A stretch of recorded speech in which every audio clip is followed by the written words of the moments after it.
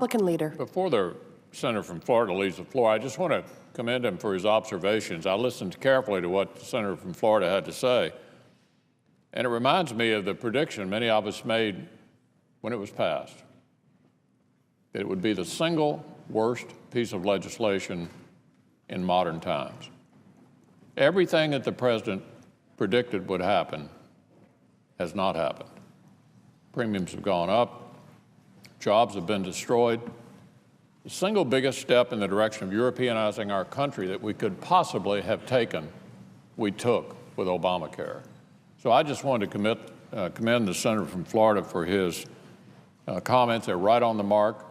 I also want to thank Senator Cruz for offering this amendment. I offered it in the last Congress myself. There is no way to fix this thing. No way to fix it.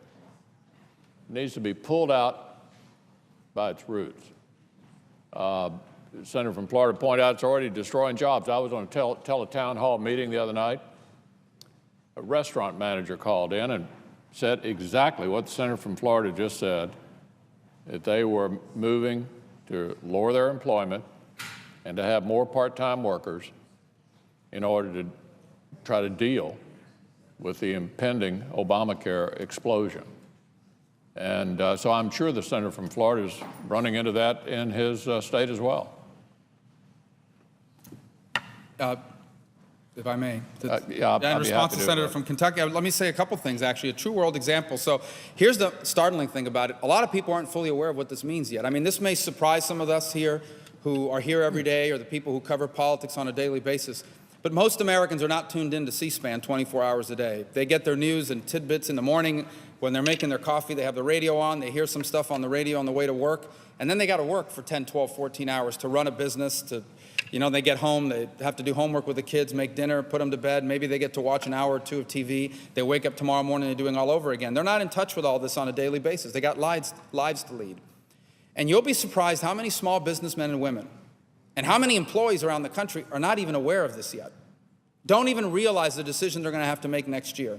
So if you're a business that's anywhere between 45 and 55 or 60 employees, when you sit down at the end of this year with your planner, be it your accountant, your lawyer, whatever it is you use, and your human resources people, and you sit down and do next year's planning, they're going to sit down and tell you, okay, next year we have this new law, and this new law says we have to offer this kind of insurance, and here are your choices. Option number one is you can offer the insurance, and this is how much more it's going to cost than what you're paying right now.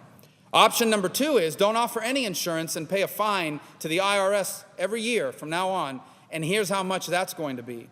Or option number three is just to let some people go so you don't have to do any of this. And I'm telling you, a lot of these people are going to say, you know what, it breaks our heart, we don't want to do it, it's not good for our business.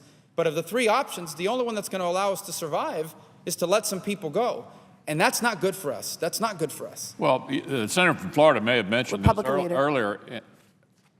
The senator from Florida may have mentioned this earlier in his remarks, but so far, 20,000 new pages of regulations, so far, to stack this high. 20,000 pages of regulations, absolutely indecipherable by very intelligent people, and they're just getting started. So I just want to thank the senator from Florida for his comments. I think they're right on the mark. This is a huge mistake for our country. Hopefully, someday, maybe even beginning with this amendment, we can begin to undo this massive mistake we made a few years ago. Madam President, we've been saying, as I indicated, for 3 years, that this bill will be too expensive, that it won't do what it promised. Every day we're seeing further proof of that. The Federal Reserve said it'll cost jobs. That's the Federal Reserve, not the RNC. Said it will cost jobs. We predicted that. Yesterday, we got a glimpse of the application process for Obamacare.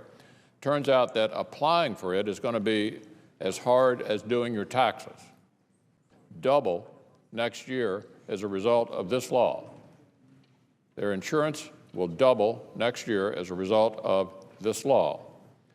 And as I just indicated, so far, 20,000 pages of regulations, and many, many more are expected. This bill is an unmitigated disaster for our country, an absolute disaster. So I applaud Senator Cruz for offering this amendment. I strongly support his efforts. Not a single member of my party in the House or Senate voted for this bill in the first place. We need to get this bill off the books and straighten our country out, and this would be a big step in the direction of achieving that. Madam President, I yield the floor.